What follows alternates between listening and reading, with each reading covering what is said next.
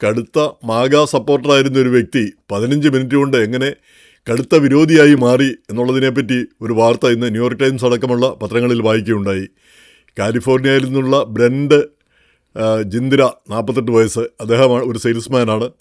അദ്ദേഹമാണ് പെട്ടെന്ന് തന്നെ ആ പിന്തുണ ശത്രുതയാക്കി മാറ്റിയത്. അതിന് അദ്ദേഹം പറയുന്ന കാരണം ഈ പ്രസിഡന്റ് ട്രംപിന് കൊടുത്തിരിക്കുന്ന മാൻഡേറ്റ് ജനങ്ങൾ അദ്ദേഹത്തെ തിരഞ്ഞെടുത്തത് ഈ അതിർത്തി വഴി അനിയന്ത്രിതമായി കുടിയേറ്റക്കാർ വരുന്നത് തടയുക, ആ ഒരു മാൻഡേറ്റേ കൊടുത്തിട്ടുള്ളൂ. അതിന് പകരം ഈ ലീഗലായിട്ട് വരുന്ന ആളുകളെ അവരെ ഉപദ്രവിക്കാനായിട്ടുള്ള യാതൊരു മാൻഡേറ്റും അതിനു വേണ്ടിയിട്ടുള്ള യാതൊരു അധികാരവും ജനങ്ങൾ കൊടുത്തിട്ടില്ല. എന്നിട്ടും ഈ ലീഗലായിട്ട് വന്ന ആളുകളെയൊക്കെ ഉപദ്രവിക്കുന്നു.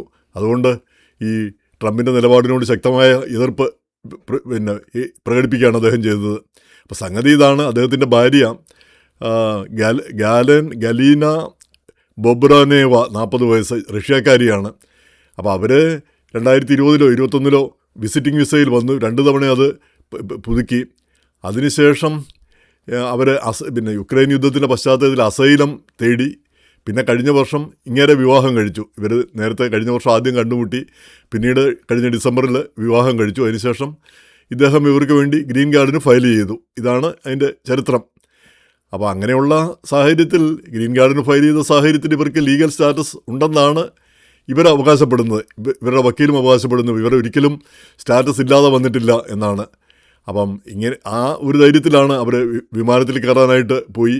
പക്ഷേ അവിടെ ചെന്നപ്പോഴത്തേക്ക് ഒരു ICE ഓഫീസർ പറഞ്ഞു, congratulations, you are eligible for A supplementary inspection. വീണ്ടും ഒരു ഇൻസ്പെക്ഷൻ നിങ്ങൾക്ക് അർഹതയുണ്ട്, അതുകൊണ്ട് കൺഗ്രാജുലേഷൻസ്. അതിൽ കൺഗ്രാജുലേറ്റ് ചെയ്യേണ്ടത് എന്തെന്ന് മനസ്സിലാവുന്നില്ല. അപ്പോൾ നമ്മൾ ഓർക്കും ഏതാണ്ട് നല്ല കാര്യം വരാൻ പോവുകയാണല്ലോ എന്ന്.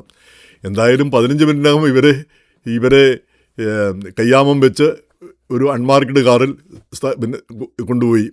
അപ്പോൾ പ്രധാനപ്പെട്ട കാര്യം അവർ പറയുന്നത്, ഇവിടെ വിസിറ്റിംഗ് വിസയിൽ വന്നു, ആ വിസയുടെ കാലാവധി കഴിഞ്ഞു, അവർ തിരിച്ചു പോയില്ല. കാര്യം അവർ പുതിയ അസൈലം ഉണ്ടായിരുന്നു, അസൈലം ആപ്ലിക്കേഷൻ കൊടുത്തു, അതുപോലെ തന്നെ ഈ ഗ്രീൻ കാർഡിന് വേണ്ടി ഫയൽ ചെയ്തു. പക്ഷേ ഇതുകൊണ്ടൊന്നും അവർ വിസ ഇല്ലാത്ത സ്റ്റാറ്റസ്, ഈ വർക്ക് പെർമിറ്റ് ഉള്ളത് കൊണ്ടോ അല്ലെങ്കിൽ ഗ്രീൻ കാർഡിന് അപേക്ഷിച്ചത് കൊണ്ടോ സ്റ്റാറ്റസ് ഉണ്ട് എന്നർത്ഥമില്ല എന്നാണ് ഈ ICE പറയുന്നത്.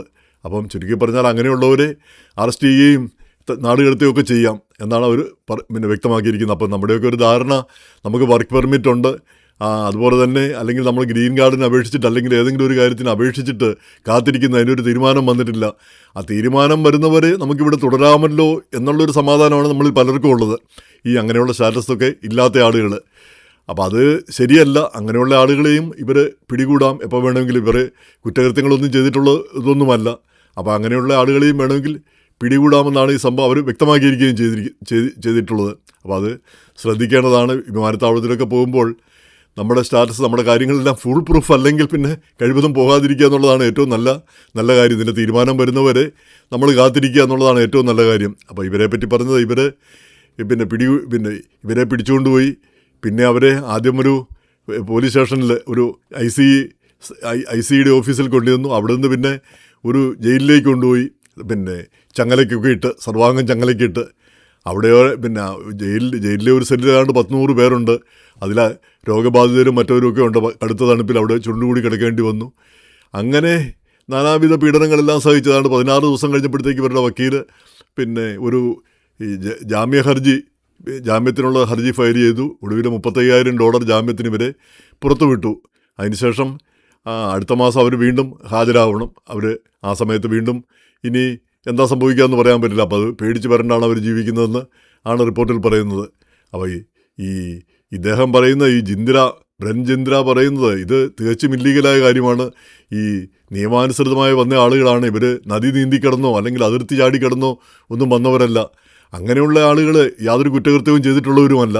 അങ്ങനെയുള്ളവരെ ഉപദ്രവിക്കാനായിട്ടുള്ള യാതൊരു മാൻഡേറ്റും ട്രംപ് ഭരണകൂടത്തിന് നൽകിയിട്ടില്ല. പക്ഷേ അവരതാണ് ചെയ്തുകൊണ്ടിരിക്കുന്നത്. ഈ ICE ഒക്കെ സാധാരണ ലീഗലായിട്ട് വന്നിട്ടുള്ളവരെ കൂടെ ഉപദ്രവിച്ചുകൊണ്ടിരിക്കുകയാണ്.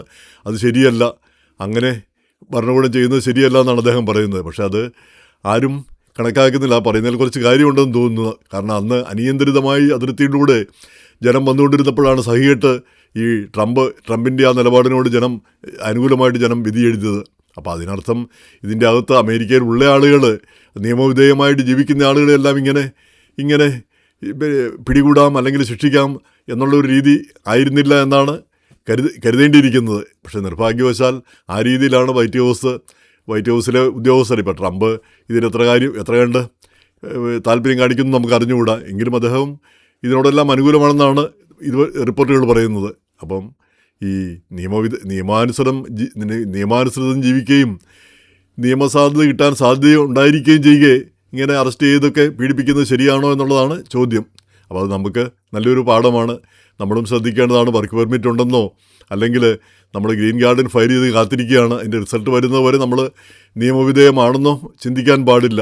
അപ്പോൾ ആ കാലാവധി കഴിഞ്ഞ് കഴിയുമ്പോൾ ആ വിസ പിന്നെ നമ്മൾ ഇല്ലീഗലായി മാറുന്നു എന്നാണ് ICE പറയുന്നത്, നമുക്ക് ആ പുതിയ ഉത്തരവ് കിട്ടുന്നത് വരെ. അപ്പോൾ എന്തായാലും അത് ശ്രദ്ധിക്കേണ്ട ഒരു കാര്യമാണ്.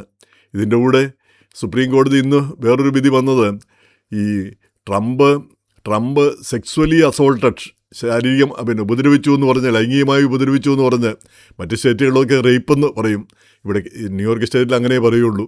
ഏതോ ഒരു തുണിക്കടയിൽ വെച്ച് 90കളിൽ എന്ന് പറഞ്ഞാൽ എഴുത്തുകാരി ജീൻ കരൾ, അവർക്ക് $5 മില്യൺ നഷ്ടപരിഹാരം കൊടുക്കാൻ ന്യൂയോർക്ക് കോടതി വിധിച്ചു. അതിനെതിരെ ട്രംപ് അപ്പീൽ കോടതി അത് അംഗീകരിച്ചില്ല. അതിനെതിരെ അദ്ദേഹം സുപ്രീം കോടതിയിൽ പോയി. സുപ്രീം കോടതിയും $5 മില്യൺ കൊടുക്കണമെന്ന് ഉത്തരവിട്ടു നേരത്തെ തന്നെ. അപ്പോൾ അതിനെ ചോദ്യം ചെയ്യുകൊണ്ട് അത് വീണ്ടും പുനഃപരിശോധിക്കണമെന്ന് പറഞ്ഞ് വീണ്ടും ഒരു ഹർജി കൊടുത്തു.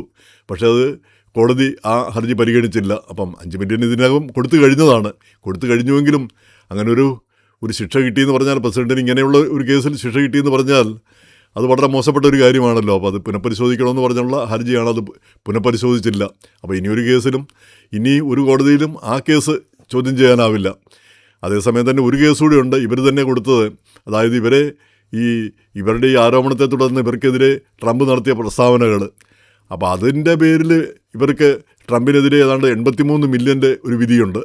ആ വിധിയും കീഴ്ക്കോടതി ഈ അപ്പീൽ കോടതിയിൽ ഈ കരോളിന് അനുകൂലമായിട്ടുള്ള വിധിയാണ് വന്നത്. അപ്പോൾ അതിനെതിരെയും ട്രംപ് സുപ്രീം കോടതിയെ സമീപിച്ചിട്ടുണ്ട്. അപ്പോൾ അതിൻ്റെ വിധി വരാനിരിക്കുന്നതേ ഉള്ളൂ. അപ്പോൾ അങ്ങനെ സുപ്രീം കോടതിയിൽ നിന്നുള്ള വിധികൾ എന്തായാലും ഇങ്ങനെയുള്ള കാര്യങ്ങൾ ഈ ജീൻ കരോളിൻ്റെ ഒരു ആനുഷംഗികമായി പറഞ്ഞു എന്ന് മാത്രം. പക്ഷേ ഈ ഇമിഗ്രേഷൻ കാര്യങ്ങൾ നമ്മൾ ശ്രദ്ധിക്കേണ്ടതുണ്ട് എന്നുള്ളതിൻ്റെ ഒരു തെളിവാണ് ഈ ജിന്ദിര സംഭവം.